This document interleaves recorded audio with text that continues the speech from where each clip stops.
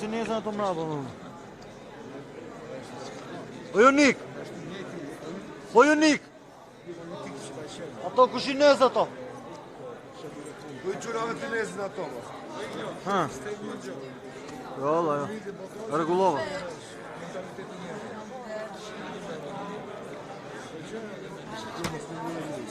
Le më tulle se s'më pish punë, le tulle. Fare, më. Në ngreta burse do bëjë dhe ne plan kështu, do dhe planin të Klevis. Hajde qika, hajde. O ti. Po. Sa është si është mua bjete të si nëse du në tonë në në që do të? Sa është si ka qenë mua bjete për tjetër. Me fjetë e këshush, do më të aji ka dhënë urdhër. Kush do të nësli është tyvi që është, më do marrë djetë. Ka folë sa fare, as për fjeti, as me fjeti, as pa fjeti. Ty për zotë. Për zotë i kështu. Si ka thonë, as gjyë është tyvi. Gjyë është tyvi, kush është do marrë djetë. Po pëse ka qa ka bërë, po kështu shumë e bërë. Ka është në të djetë. Qa bëne, po di unë të ka 4 vjetë që se marrë dhe qa bëne. Qa dhe? Po jo, sa që... Agesto! Agest! Ka pas gruja ditlinjen dhe ato lullë.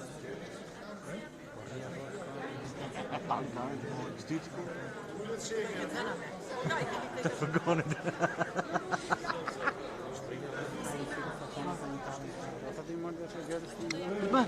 Ja ma vlaq që në që bitë fikë gjithë që në këtë katunaje me lullë që mu nga greta me lullë. Dhe pashme, pash idiota bu, atë të tash që pare bu, si se pate menjën. E për i drejtojë, që kameramani i vritit personali e më që ke po mund që në të franku. E bona se, e ke bashkë me që... Rebelin. Jo, se bona për Belin, me rrë shpje se bona për Belin, që Belin e së më tha që fare, pun. E, ndizja të dritat, më kushtë kam. Me rrë shpje kam bo... Djali. Vetëm se... Oke. Të përdasur.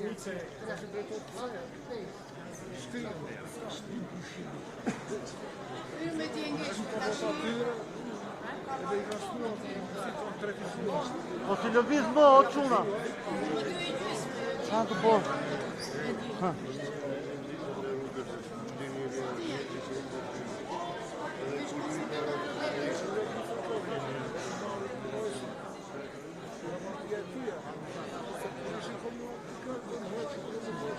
Ishte me larmishme dhe me...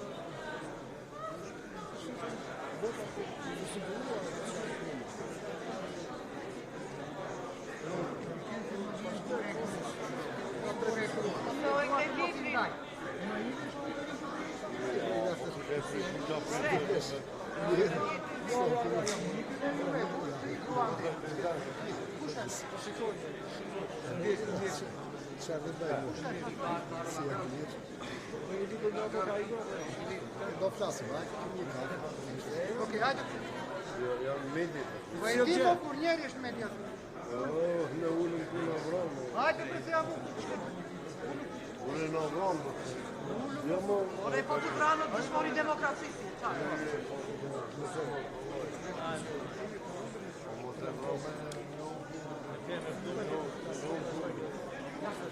Atere, ullu të pju.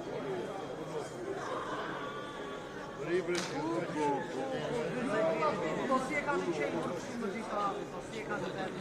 Ku të ullë, që ishte e bukur me ato loja, me ato njëri, me ato njëri. Ullëm në herë dhe të ullëm. Talë se kjo në talë. Vazhdo. Ska gjë? Me e si ku ishte e para kine të. Po të markarinë. Unë e ka të ishte kjo, të ishte e ka të më të kjo.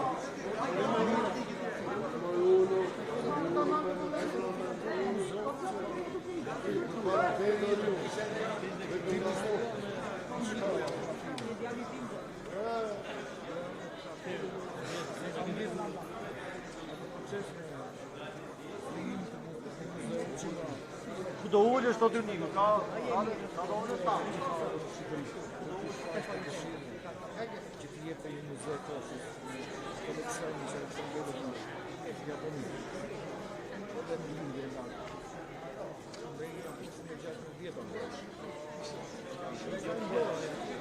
Nera që prarë, ishtë të vejtë, ishtë një korespondencë,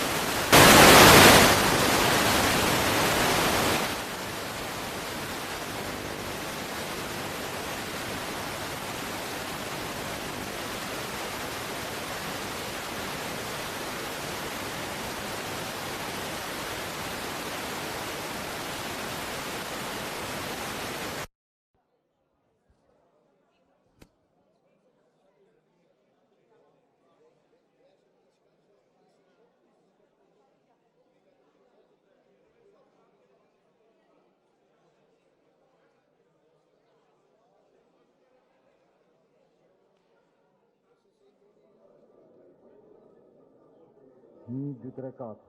1, 2, 3, 4, 5, 6. 1, 2, 3, 4.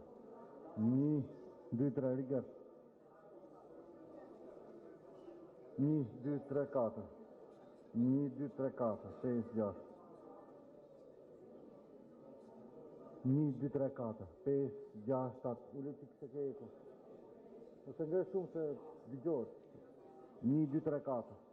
1, 2, 3, 4, 5. 1, 2, 3, 4. Prova.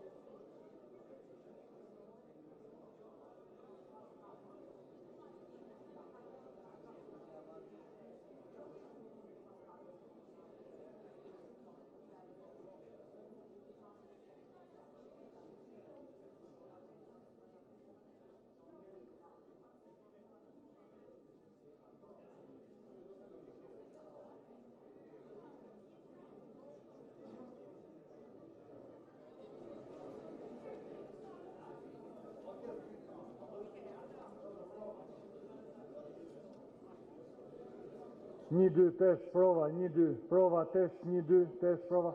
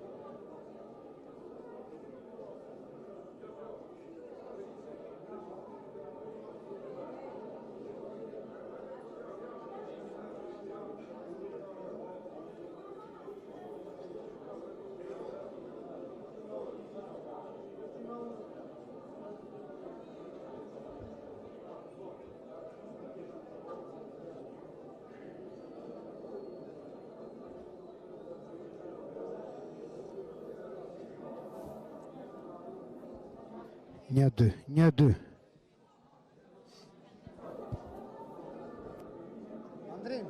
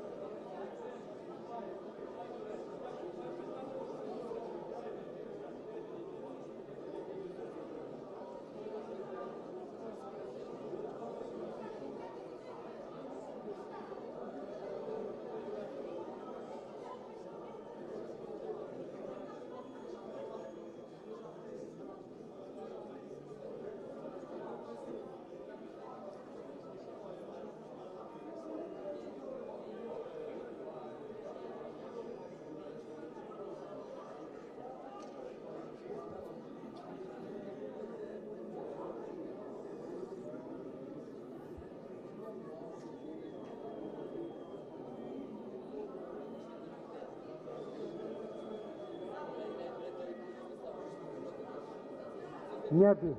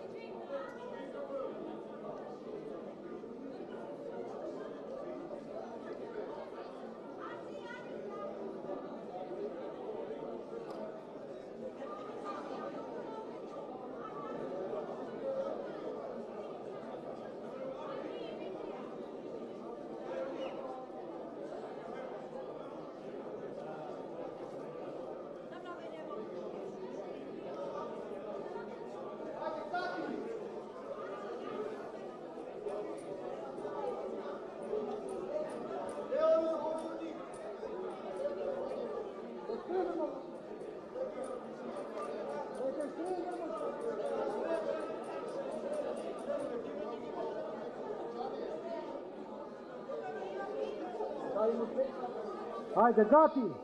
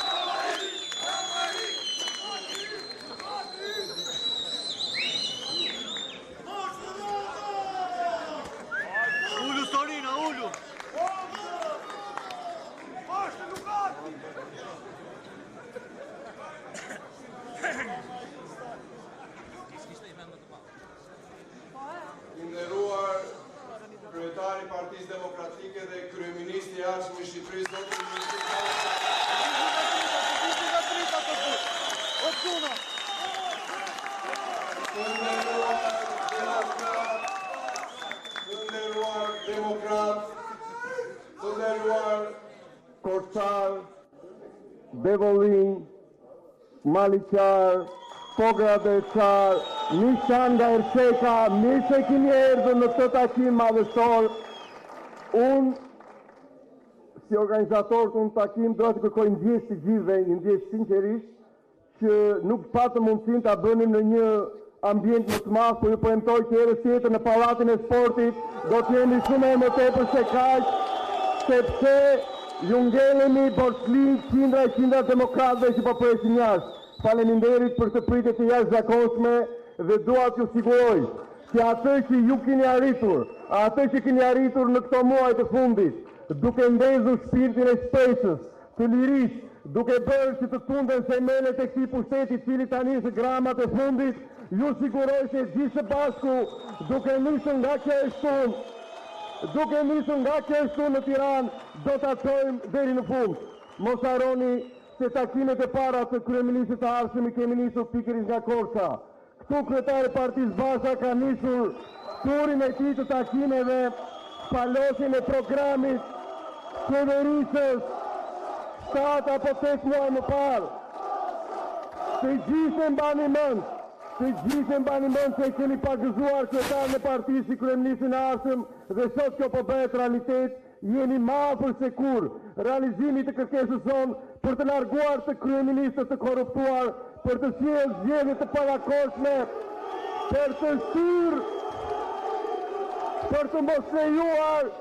të mos lejuar me asnjë çmim dhe me çdo kosto votimet që do të kthej ky që sot është kryeministër. Të nderuar miq, kurse si, në asnjë mënyrë ne nuk mund të lejojmë që të kthejmë 30 vite pas. Ky kërkon që bashkë me bashkimet e tij profesionale që krijon brenda ditës ta çojë vendin në votime.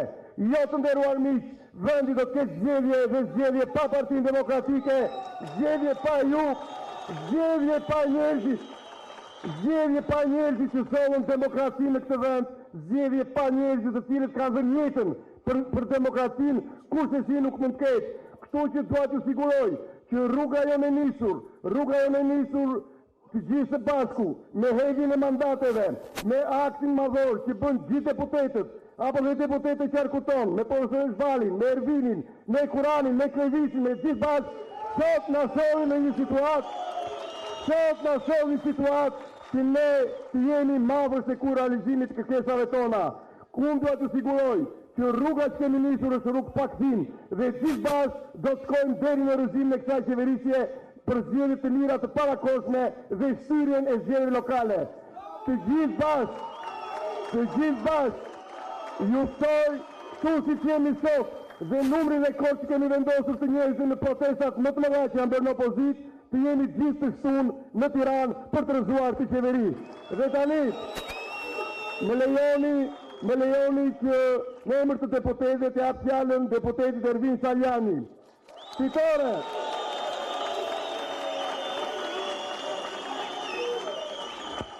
Të nderuar miq, i nderuar lideri i opozitës zoti Lulzim Basha, faleminderit dhe mirë se keni ardhur. A mund ta tregojmë se gjithë energjisë fortyse që sot do ta përplasim para kryeministrisë 11 maj? Po apo jo? A jemi për betejë? A ka shkuar fika aty ku nuk mban më për qytetarët? Po apo jo? A jemi deri më sot duke përballur çdo ditë me qytetarët, sakrificën e tyre, mundin e tyre, varfërinë e tyre. A shohim Partinë Demokratike dhe Lulzim Basha si të vetëm shpresë, po apo jo? Të nderuar miq, ju e dini se në qarkun e Korçës janë pasuruar vetëm 2 apo 3 njerëz, ndërkohë që mijëra të tjerë janë varfëruar. Ndërkohë që mijëra të tjerë shkojnë dhe punojnë në punë sezonale, në Greqi, në Maqedoni, në vende të këqija që të mbajnë frymën e tyre gjatë gjithë viteve. Ne i kemi kërkuar dhe i kërkojmë kur kemi qenë në parlament dhe tani që jemi jashtë saj si opozitë. Ne i kërkojmë llogari për papunësinë, ai thot burg. Ne i kërkojmë llogari për vendet e punës, ai burg. Ne i kërkojmë llogari për ekonominë, fjala e tij është burg. Ne i kërkojmë llogari për arsimin, fjala e tij është burg. Ne i kërkojmë llogari për përshëndetjen, fjala e tij është po burg. Ne i kërkojmë llogari për zgjedhje të lira dhe të ndershme, ai po prapë thot burg. po burgun e ka afër dhe zgjedhje të mira dhe të ndershme dhe Shqipëria si gjithë Europa ka përcjell. Askush nuk ka arritur që ta burgos lirin dhe ne sot do të bashkuar se asnjëherë të bindur në vlerat që përfaqësojmë, do ta përmbysim këtë sistem dhe këtë regjim dhe do t'japim gjithë qytetarëve pushim, mirëqenie dhe Shqipërinë si gjithë Europa. Tani, me energjinë dhe ovacionet tuaja, ftoj kryetarin e opozitës dhe lideren e saj, Lulzim Bashën.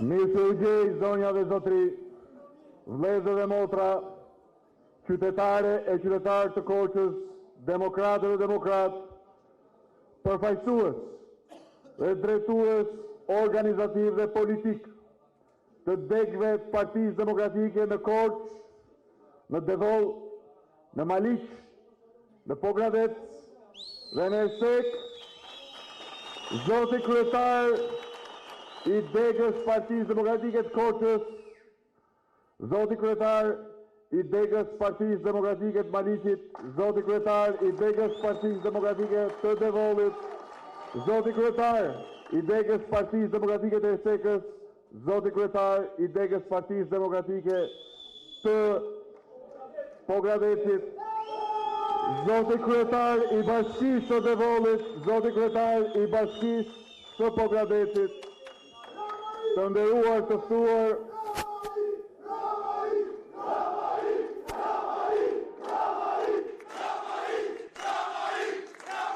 antar dhe përfaqësues të grupin e fundit parlamentar të Partisë Demokratike që keni përfaqësuar me kaq shumë dinjitet interesat e qytetarëve që u zgjodhen, zoti Saliani, inxhinier Hekulano Gjalli, dhe dua t'ju përcjell sot këtu nga kjo sallë përshëndetjet e deputetit tjetër të qarku, Klevis Balliu,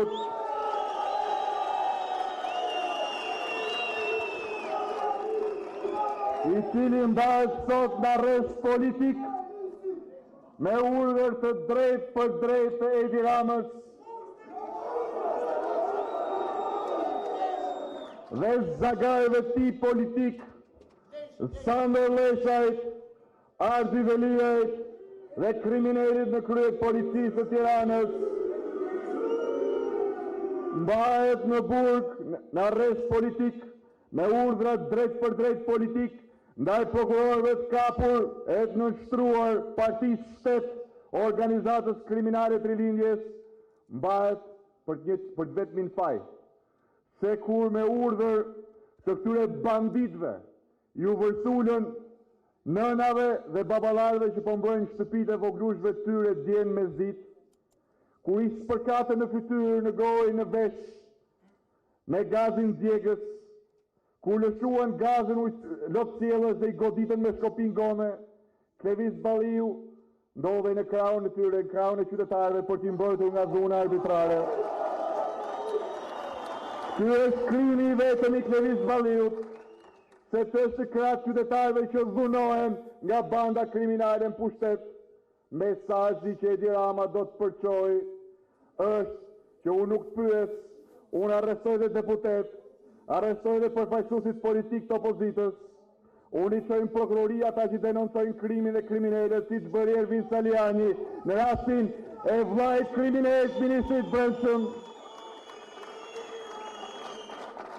Pra, mesazhi që Edi Rama çon është këtu ai shteti, është ligji, është forca, është pushteti, është gjithçkaja, është oksigjeni, dhe kur don ja merr frymën qytetarit, ja merr frymën sipërmarrjes, ja merr frymën studentit, ja prish shtëpinë familjes dhe mbi të gjitha godet me padrejtësinë e drejtësisë së kapur dhe policisë inkriminuar edhe opozitën politike që është bastioni i fundit i qendresës kundër këtij regjimi kriminal.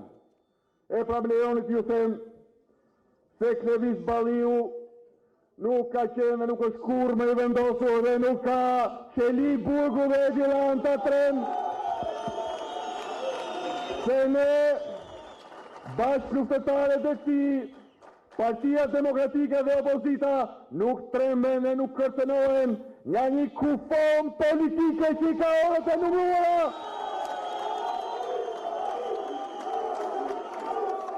Se fundi i organizatës kriminale të rilindjes, që bëri kaq shumë gjëma e solli kaq shumë mjerim mbi shqiptarët këto 6 vite po afron, dhe se ne jemi më të vendosur, më të fort dhe më kurajos se kur për të thuar betejën tonë dëshmitores.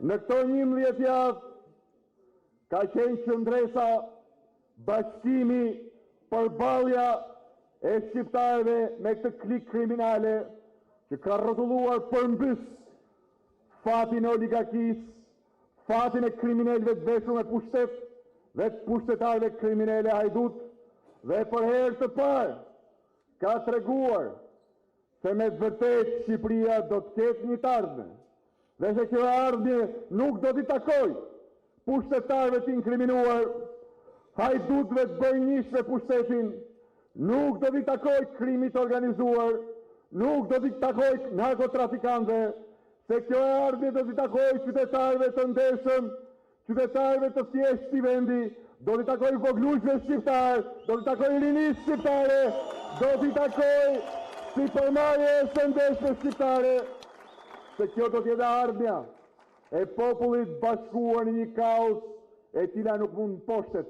nga një grup kriminalësh.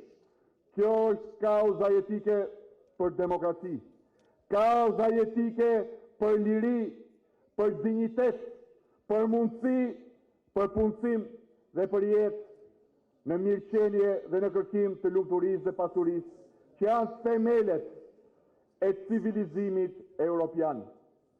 Këtij civilizimi që ka frymëzuar kombin shqiptar si asnjë komb tjetër këtu në Ballkan.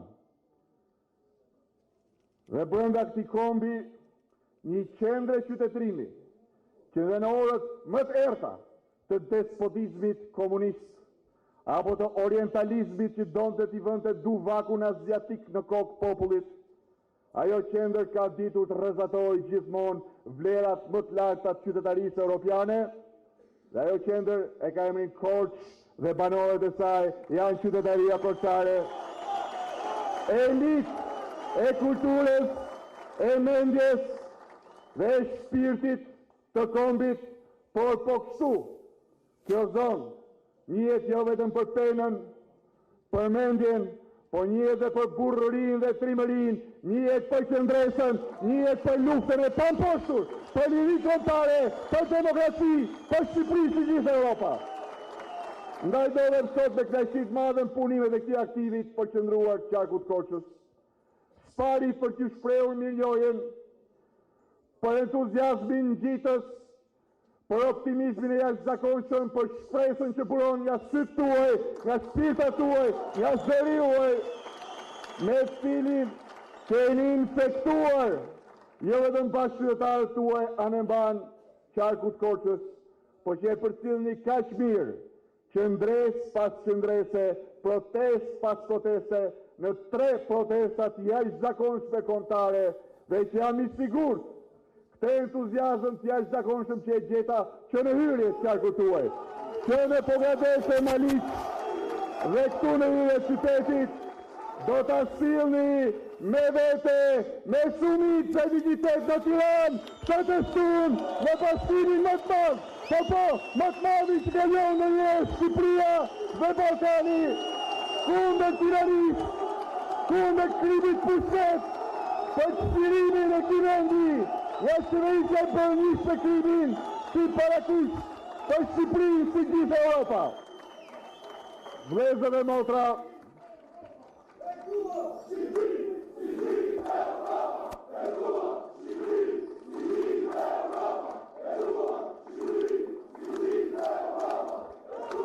Vëllezër dhe motra, orët e këtij regjimi po numërohen mbrapsht.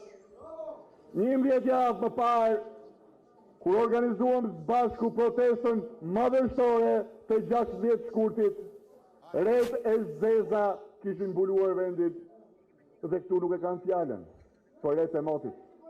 Këtu nuk e kanë fjalën për asgjë më pak se krizën totale ekonomike dhe sociale që kishte kapluar çdo shtëpi shqiptaresh, çdo qytet, çdo fshat. Vetë kam qenë bashkë me ju në rrugët e qytetit Korçës, në lagjet e ndryshme, nga qendra, tek pazari, tek lagjet karakteristike, në fshatrat e kësaj zone, në fshatrat e Devollit, në Bilisht, në Malish, në Ersek, në Pogradet, dhe kam parë dëgjuar e prekur me duart e mia, mjerimin e thellë, në cilin është kredhur Korça e punës, Korça e mençurisë, Korça e virtytit, jo për fajin tuaj, as për fajt natyrës, po për shkak të mallkimit që quhet sot qeveria e Edi Ramës, që me taksat e larta ka mbyllur në Korçë brenda këtyre 6 viteve 1/3 e bizneseve të vogla. Kemi qenë bashkë me antarët dhe kryetarët e shoqatës kombëtare të biznesit vogël, i kemi vizituar shumë prej tyre.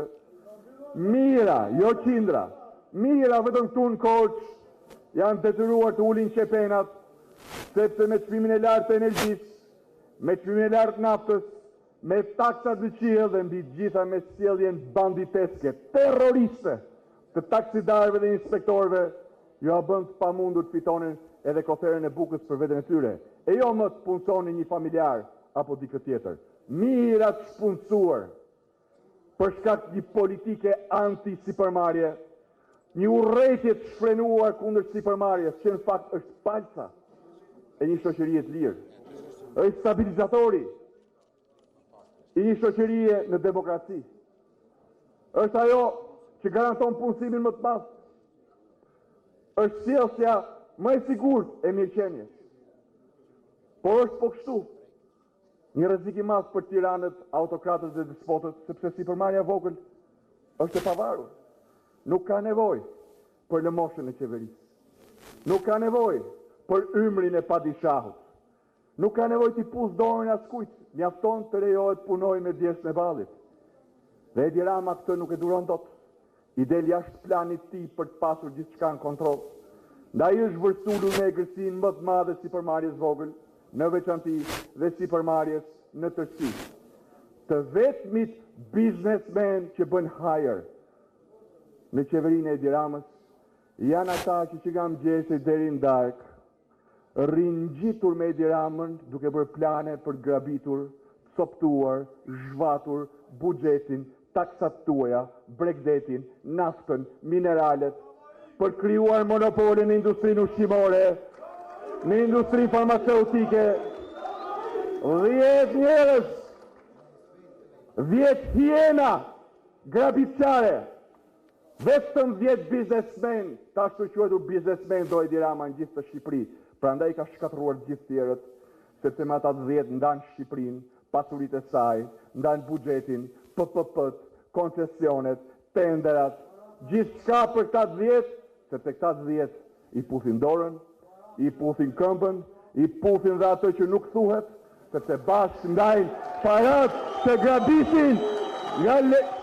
grabisin nga xhepat e qytetarëve shqiptarë. Për këtë arsye i ka vënë kazën biznesit vogël. Oligarku ndërton stadiumin në Tiranë në aferën më korruptive që ka njohur ndonjëherë në një federat futbolli në botë, sepse e detyron Edi Rama. Dhe hoteli është i tyre, është i Edi Ramës, i Damian Gjiknurit dhe të korruptuarve të tjerë. Po.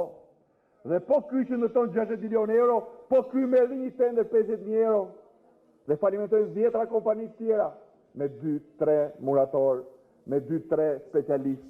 S'ka tendera për ta, se këta 10 marrin gjithçka, o këta o askush. 10 kriminal kanë në dorë trafikun e drogës. Disa prej tyre hyjnë e dalin burg i thënë që se aty trajtohen si në hotel dhe janë nga mëngjesi deri në darkë online telefon me shefat e policisë, me deputetët, me qeveritarët dhe me të madhin fare. Se në fakt ata janë aparati elektoral i rilindjes. Partia Socialiste është shkrirë. Fushatën elektorale e Edi Rama e ka bërë me Sandër Lleshaj, e ka bërë me Ardi Veliu, e ka bërë me qeli dhe sanxaktarët e Elbasanit, e ka bërë me kriminelit që i mbliste Ragami këtu në Korçë,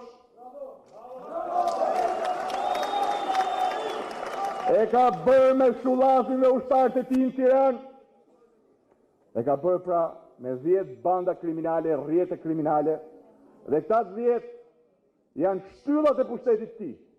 Prandaj këta 10 kontrollojnë gjithçka, emërimet polici, emërimet dogana, emërimet tatime, kush merr tendrat në përrethe, kush merr lejet e ndërtimit, gjithçka në duar të 10 oligarkëve, 10 kriminalëve, Edi Ramës dhe një bande politikanësh korruptuar rreth tij, të cilët të gjithë janë kapur në përgjime zyrtare të prokurorisë shqiptare.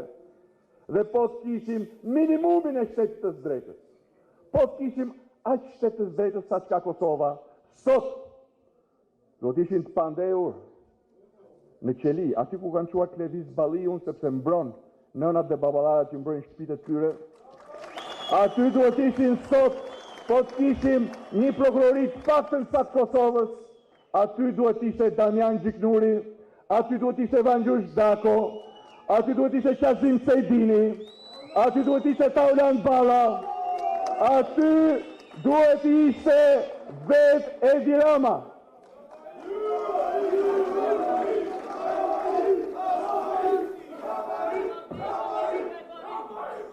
E pra, kjo band hajdutësh dhe kriminalësh është arsyeja pse sot mira baballar nuk i thonë më vetës kam biznes apo sipërmarrje të vogël. Në asnjë vend Shqipërisë as në Korçë, po i thonë vetës pa punë.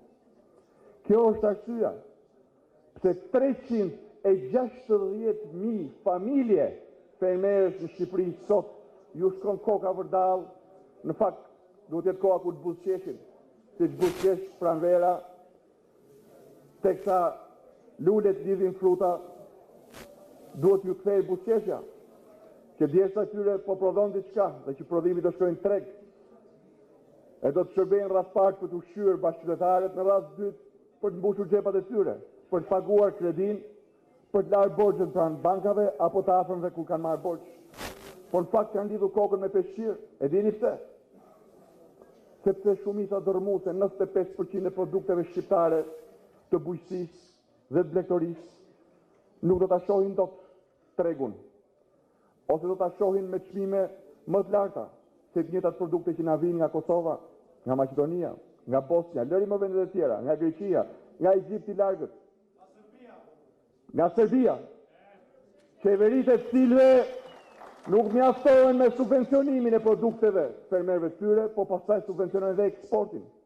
Drejt një tregu, i cili nuk është treg më, po është si çdo gjë tjetër me Edi Ramën tepsi, ku kontrollojnë 5 apo 10 grosistë monopolistë, që për të marrë produktet e importit, po vdesin fermerin shqiptar, si po e vdesin, sepse kanë krah tyre një palo kryeministër, i cili është i vetmi në botë që nuk jep subvencione për fermerët. Nuk jep subvencione për fermerët, duke bërë që produktet e tyre të jenë më të shtrenjta se produktet që na vijnë nga jashtë vendit. Jo vetëm kaq, por naftën fermeri shqiptar njësoj si çdo qytetar shqiptar e paguan më të lartë në Europë. Për shkak të taksës Rama, 300 lek mbi litër është taksa Rama, mos harroni. 300 lek mbi çdo litër naftë, mbi çdo litër benzinë është taksa Rama. Taksën e merr, asgjë nuk i jep fermerëve. As subvencione, as investime, as infrastrukturë për t'i mbështetur, si për shembull fabrika përpunimi apo frigorifer, asgjë, zero. Për shkak të Edi Ramës, 10 oligarkëve dhe 10 kriminelëve, sot studentët shqiptarë, drita e syrit prindërve, shpresa e kombit, kanë arsimin me cilësinë më të dobët, por me tarifat më të larta në Europë dhe ndoshta në botë. Më të larta se në Gjermani paguajnë tarifat e universiteteve prindrit e studentëve shqiptarë, ndërkohë që cilësinë e dini vetë e keni dëgjuar nga bijtë dhe bijat tuaja gjatë kryengritjes studentore të vjetorit, që është në nivele të mjerueshme.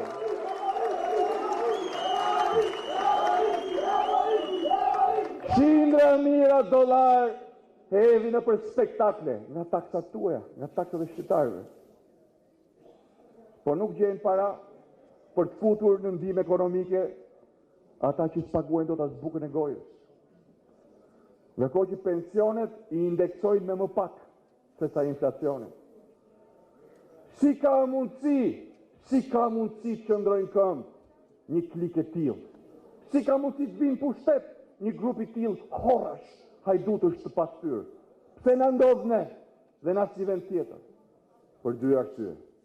E para, sepse nuk kanë ardhur me votë, kanë ardhur me krim. Kush vjen me kriminelët, nuk do t'ja di për qytetarët. Kaq e thjeshtë është. Dhe e dyta, sepse gjithë këto vite Edi Rama ka përdorur me eficiencë një instrument kryesor të nënshtrimit të qytetarëve, shkurajimin e tyre.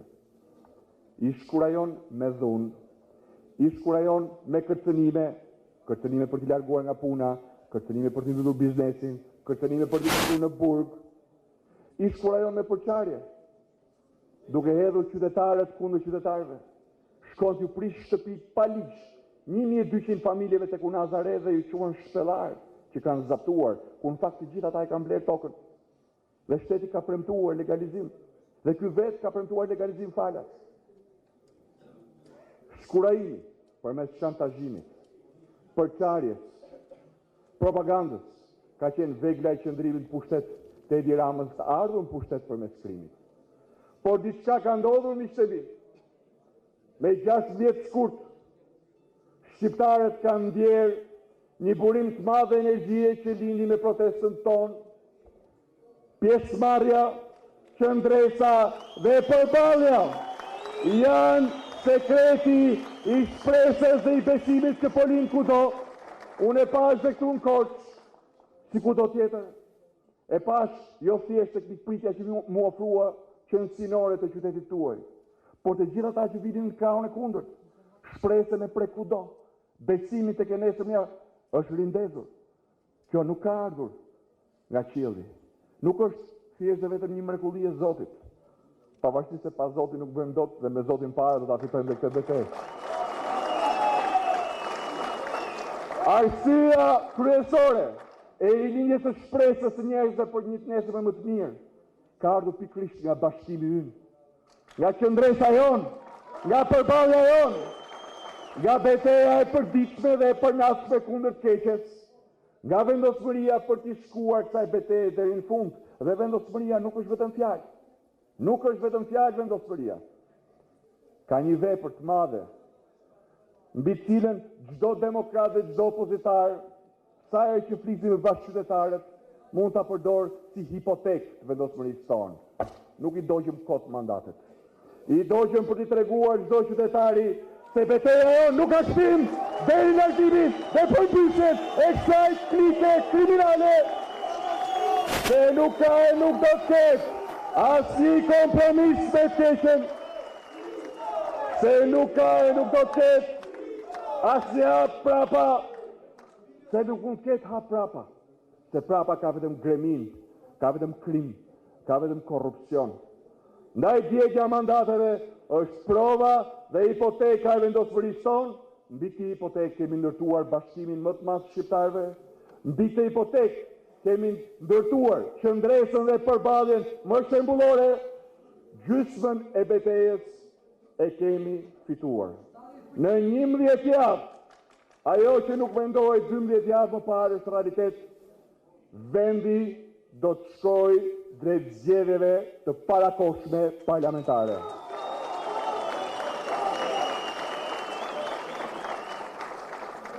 Por miqtë e mi, ne nuk kemi futur në të betej për një gjysmë fitore. Zgjedhje të parakoshme. Do të thotë për ne zgjedhje me standarde. Data natyrisht nuk është e parëndësishme, por vendimtare janë kushtet për zgjedhje të lira dhe të ndeshme.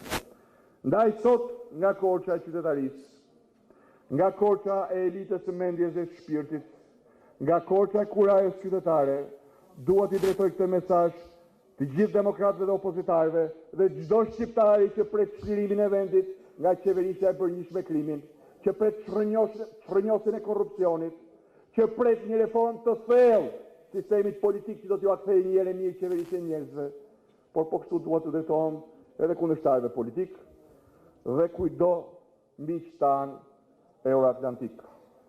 Data e zgjedhjeve të parakoshme nuk është e parëndësishme, po zgjedhje me Edi Ramën kryeminist Shqipëria nuk do të ketë më.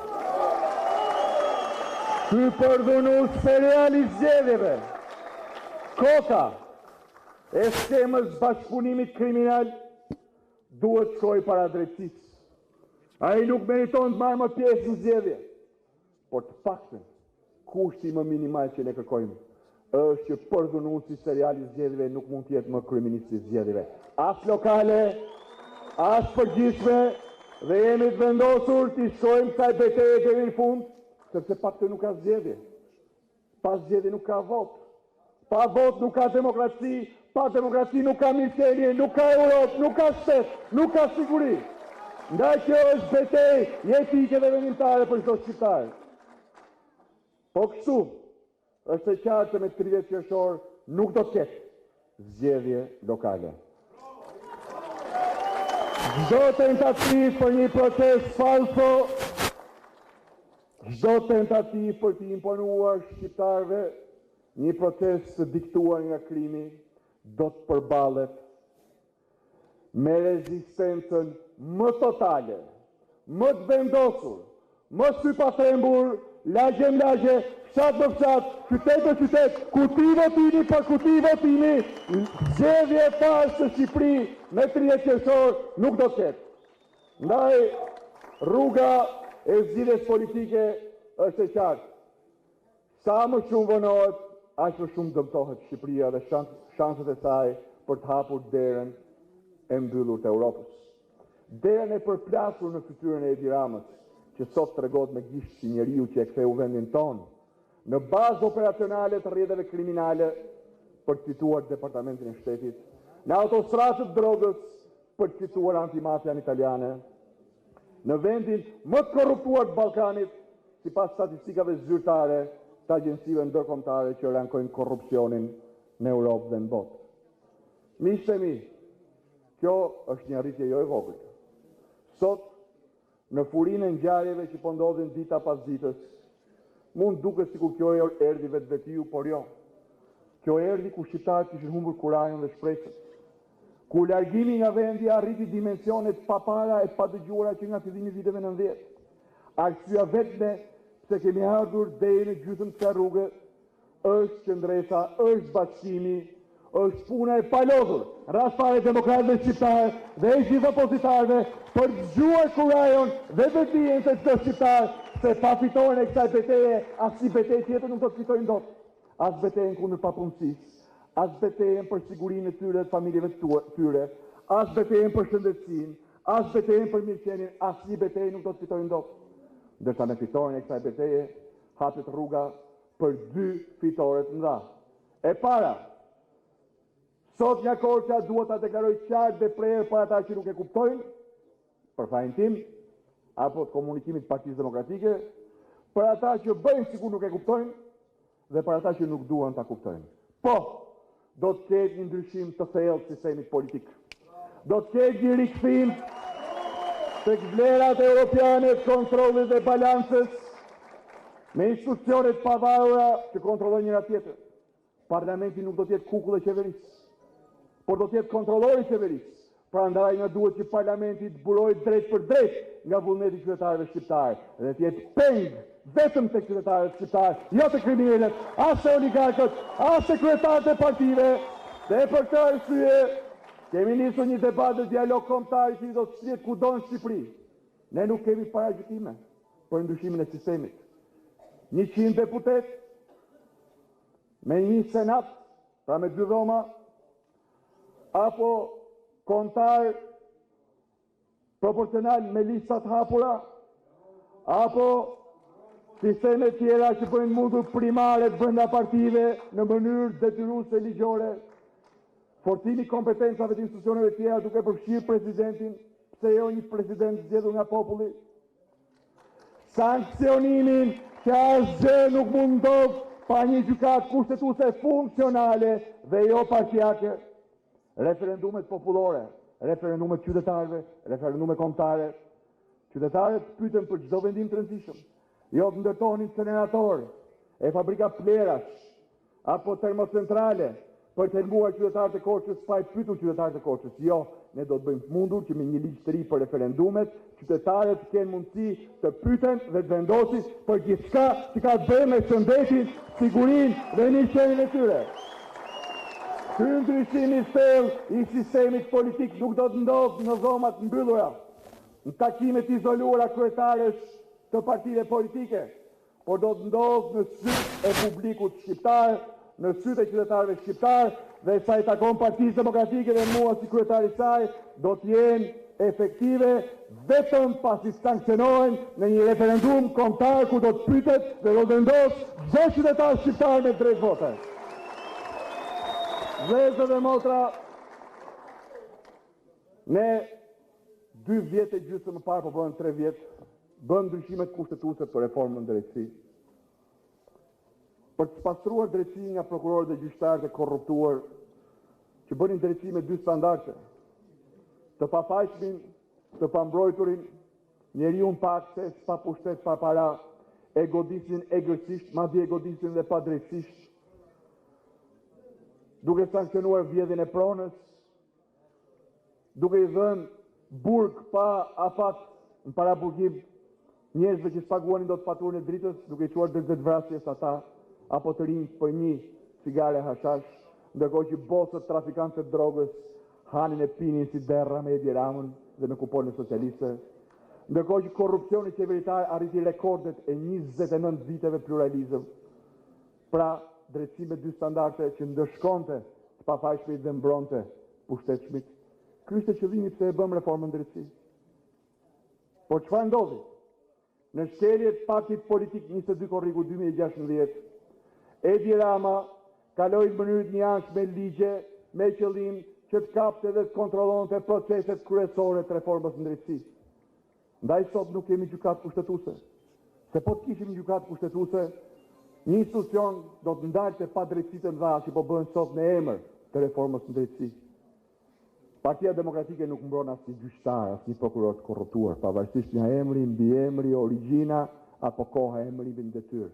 Të gjithë ata që janë larguar sepse janë gjetur në shkelje të rregullat të vetingut, rrugën mbarju qoftë e mos u kthefshin më pas. Por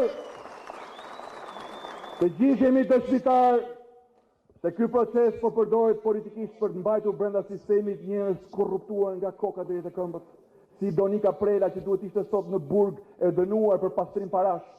A e njëjti kush është apo jo? Është në vend që tjetë dënuar për pastrim parash, është krye prokuroria antimafia. Kjo do hetoj mafian, pastrusja parave, e akuzuara që merrte vetëm për të liruar një njeri 50.000 euro. 50.000 euro për një njeri. E kapi shërbimi informativ shtetëror dhe shpëtoi Edi Rama. Dhe themi gjërat hapur, s'kemi më çfarë të fshehim. Kjo është sot krye prokuroria antimafia. Pse? Që të mbylli dosjet. Prandaj nuk e dodh 184/2016, se shkon direkt në burg bashkë me Merladën dhe Damian Gjiknuri. Prandaj nuk e dodh 339 e 2017, se shkojnë direkt në burg Vangjush Dako dhe 10 deputet socialist. Dhe fillojnë pastaj e këndojnë nga qelit, e tregojnë për gjatin që i porosiste i duat gjithë deputet të Durrësit. Të 10 deputet të Durrësit, kë porosiste? Jo shtabin e Partisë Socialiste. Jo, porosiste direkt kriminelit. narkotrafikantët që me urdhër Gjermanisë ishin vënë në përgjim dhe që përveç trafikut drogës kishin marrë përsipër trafikun e votave. Asnjë prej këtyre nuk është në burg. Pse? Sepse krye prokurore e antimafjas e krimeve të rënda është një person që për vete duhet ishte në burg. Krye prokurore e përgjithshme e përkohshme, po mbush 2 vjet në detyrë, është një tjetër kukull, e emruar aty vetëm një qëllim, të paralizojë çdo hetim kundër korrupsionit qeveritar dhe të godas me hetime politike kundërshtarët politikë të Edi Ramës. Ky është pra realiteti. Dhe për këtë arsye, shqiptarët sot si asnjëherë nuk e besojnë më reformën drejtësi. Njësoj si ne, shumica shqiptarëve e donte reformën drejtësi. Të gjithë deputetët e Partisë Demokratike votuan për reformën drejtësi. Por sot, edhe për krahësit më të fuqishëm të reformës drejtësi, e thonë sa në zë e sa mbi zë, se Edi Rama ja ka dalë ta kapë reformën drejtësi. Kjo duhet marrë fund. Dhe sot duhet angazhohem nga Korça, duhet ta them fare qartë se me Partinë Demokratike nesër në pushtet, reforma në drejtësi do të shkojë përpara sipas përcaktimeve kushtetuese jashtë influencës politike, se ne do të bëjmë realitetat që premtuan para qytetarëve shqiptarë, gjyqtarë dhe prokurorë të ndershëm që nuk mbrojnë po ndoshtojnë korrupsionin dhe fund standardeve të dyfishta, fund pandëshkushmërisë politikanëve të lidhur me krimin, dhe kriminelve dhe oligarkëve që kanë grabitur pasuritë e shqiptarëve. Vëllezër dhe motra, këto janë aspektet politike, disa prej aspekteve politike të një transformimi të thellë që vjen në fund kësaj betejë. Prandaj, ju kemi thënë dhe ju themi shqiptarëve që bashkohen me ne, se betejë nuk mbaron me largimin e Edi Ramës, është vetëm fillimi. Me largimin e Edi Ramës dhe një qeveri tranzitore krijohen kushtet për zgjedhje të lira të ndershme. Dhe në zgjedhje të lira të ndershme, padyshim që Partia Demokratike do të vi me programin më të mirë dhe më efikas rreth për të arrestuar krizën ekonomike të vendit dhe krizën sociale dhe zyti për të çliruar mundësitë për zhvillim ekonomik. Disa prej këtyre masave do të merren me njëherë dhe nuk ka masa më urgjente se ato që kanë bëjnë me gjendjen e rënduar sociale, në veçanti me familjet në nevojë ekonomike. Dyfishimi i ndihmës ekonomike do të jetë vendimi i parë që kryeministri i qeverisë demokratike do të firmos dhe rikthimin i këtij listë i atyre që janë larguar me të padrejtë, atyre që janë akoma këtu, se shumë prej tyre u detyruan të marrin rrugë të azilit, shumë prej tyre i kanë takuar 10 herë këtu në Korçë. Po kështu, ne do të japim fund një padrejtësie e cila shkon përtej padrejtësisë politike, është padrejtësi brenda familjeve tona, është padrejtësia ndaj prindërve, baballarëve dhe nënave tona, të cilat u rrëpatën në 50 vjet komunizëm, hoqën kafshatën e bukës nga goja për fëmijët e tyre, dhe sot me pensionin e tyre s'paguajnë dot faturat e kripurat e energjisë, faturat e ilaçeve se që mbetet asgjë tjetër për të ngrënë, dhe në fakt 290.000 shqiptarë hanë vetëm një herë në ditë, shumica për tyre pensionistë.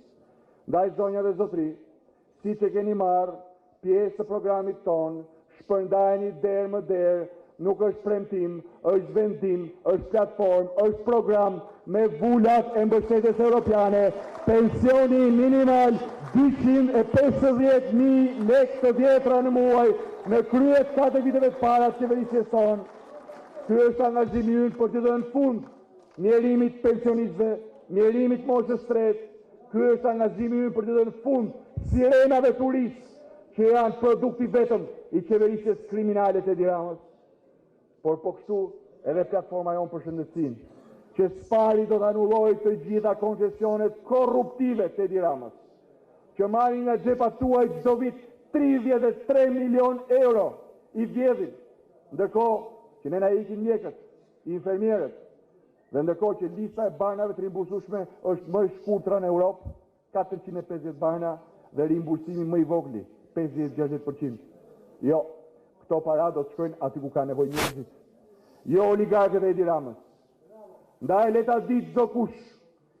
Rroga e mjekëve shqiptarë nuk do të jetë asnjë cent poshtë rrogës së mjekëve të Kosovës. 1.200 euro rroga për mjekët, 700 euro rroga për infermierët, do të jetë hapi i parë për ta zgjuar nga gjendja komos të ndërtimi shqiptare dhe paratë të tjera do të përdoren për të shtuar listën e banave të rimbursueshme dhe për të bërë mundur që këto bana të jenë certifikuara europiane, që i shëren, nuk i vdesin njerëzit. Bana europiane, jo bana indiane, bana që vinë nga fundi botës, vetëm për mbushur xhepat e mafjes ilaçeve.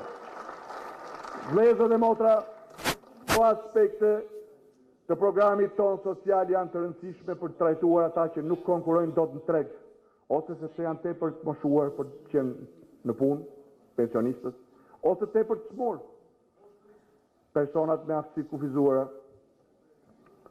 apo voglushët, të rinj, studentët. Por synimi ynë kryesor, betejë jonë kryesore është me papunësinë.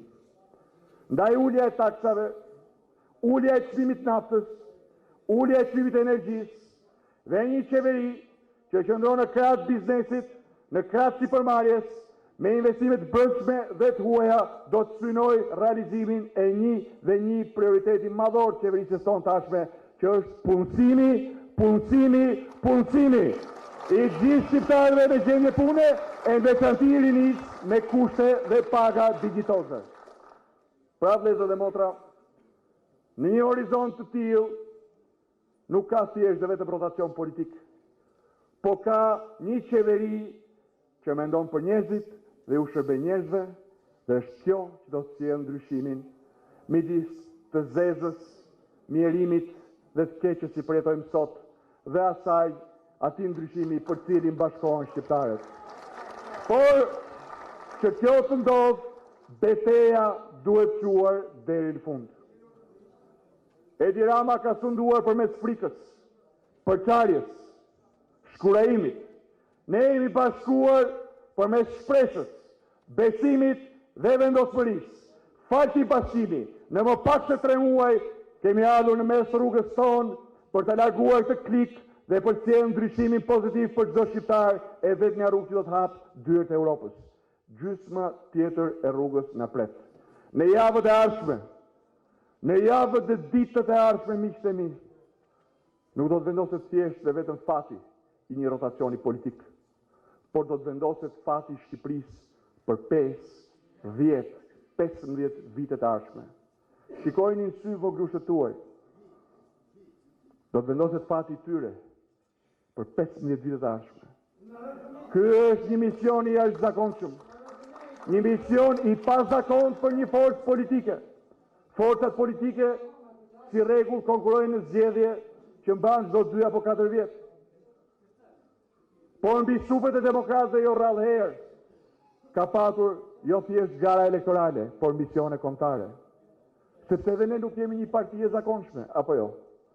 Ne jemi Partia Demokratike e Shqipërisë që kemi lindur si mision kombëtar, kemi lindur për sjellë lirin, demokracinë dhe Shqipërinë si gjithë Europa, kemi sakrifikuar, kemi vënë shpesh herë interesat e kombit dhe të dheut mbi interesat akute politike, ndaj jemi këtë betejë, ndaj besimi dhe shpresa është kthyer tek shqiptarët, që sot mbështesin Partinë Demokratike dhe aleatët tonë.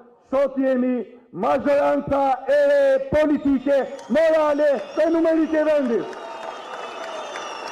Le t'i japim trajton, konturet, formën dhe entuziazmi kësaj majoranце, bashkë me zërin e lartë dhe qëndresën karakteristike të shtunën me 11 maj në orën 18:30 në Tiranë. Merreni me vete qytetarinë korçare, merreni me vete idealin tuaj europian, merreni me vete sensin e bashkimit kombëtar dhe mbi gjitha vendosmërinë, qëndresën, përballjen të gjithë bashkë ditën e shtunë në Tiranë. Zoti e bekon Korçën, Zoti e bekon Shqipërinë europiane, fitore!